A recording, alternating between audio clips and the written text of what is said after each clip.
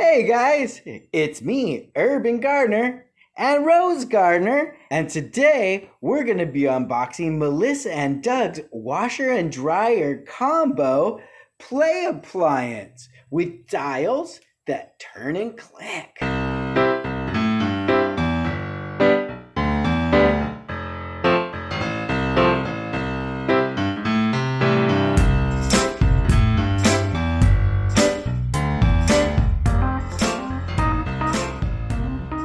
It's Rose's birthday coming up here pretty soon. So Papa bought Rose the washer and dryer for her birthday. So we've got our factory seal here to pop. So let's go ahead and pop the factory seal.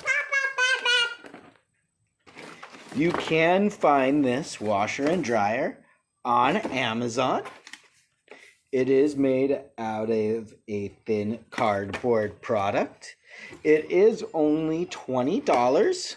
So Rose and I didn't expect too much. We just wanted some good pretend play. Right, Rose? Yeah.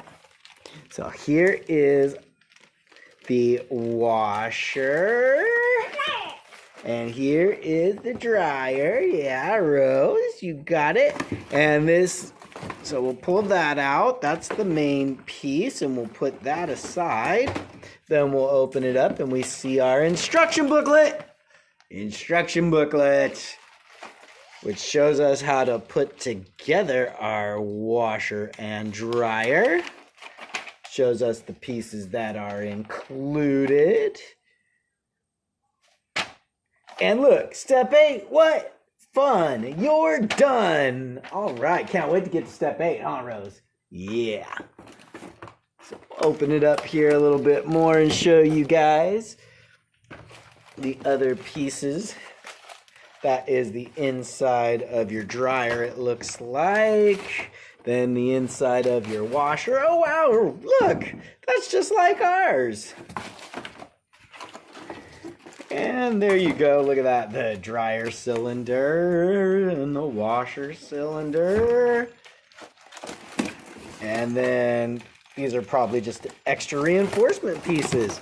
So there, yeah. Oh, and Rose has the dials. Awesome. So yeah, Rose has the bag full of the dials. Unfortunately, the bag wasn't sealed, so the dials fell out on the floor. But that's okay, right, Rose? We're gonna need to take them out to put it together anyway.